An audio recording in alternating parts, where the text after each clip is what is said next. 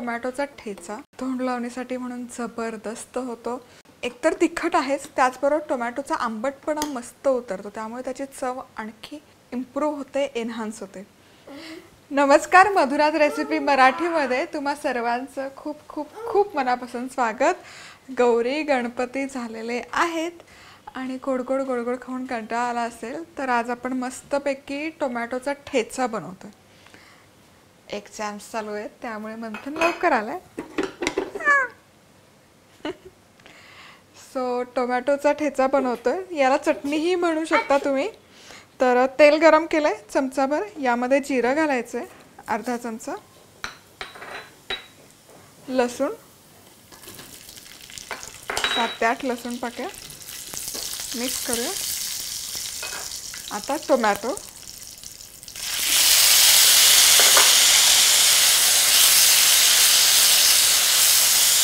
आणि त्याचबरोबर लाल मिरच्या। आता ताजी लाल मिरची असेल तर ती तुम्ही वापरू शकता, पण खूप अवघड जातं ताजी मिरची फाइंड आउट करायचं।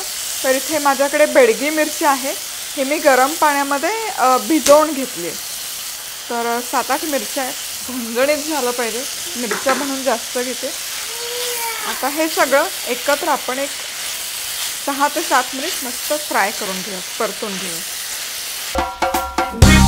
अशाच मस्त चमचमीत आणि झणझणीत रेसिपीजसाठी मधुराज रेसिपी मराठीला सबस्क्राइब करा आणि त्याचबरोबर बेल आयकॉनवरही क्लिक करा। आता हे टोमॅटो इथे व्यवस्थित मऊ झालंय, एक 7-8 मिनिट शिजवून घेतलं। गॅस बंद करायचा आणि हे हलकंसं थंड करून घेऊया। थोडंसं मीठ घालायचं चवीपुरतं, खडे मीठ वापरते।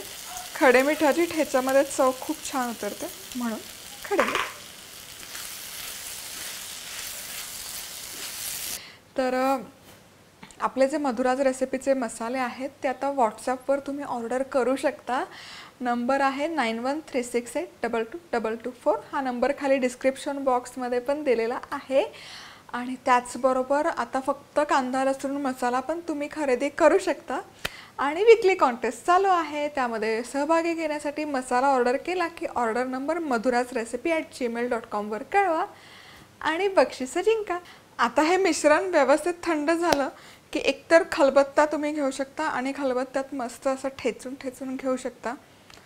खलबत्ता नाही आहे माझ्याकडे म्हणून मग मिक्सरमध्ये शॉर्टकट। मिक्सरमध्ये खूप फाईन पेस्ट नाही करायची, फक्त एक 3-4 वेळा फिरवून घ्या।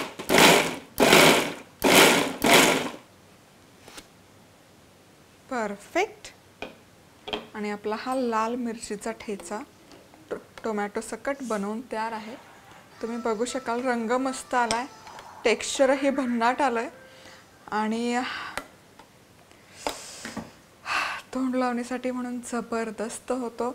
स्पेसिफिकली भाकरी बरोबर हा ठेचा अफलातून लागतो। हा ठेचा घ्यायचा चमचाभर, कच्चं तेल घालायचं आणि खायचं भाकरी बरोबर। शिळ्या भाकरी बरोबर अजून छान लागतो। आणि एकतर तिखट आहेच, त्याचबरोबर टोमॅटोचा आंबटपणा मस्त उतरतो, त्यामुळे त्याची चव आणखी इम्प्रूव्ह होते, एनहान्स होते।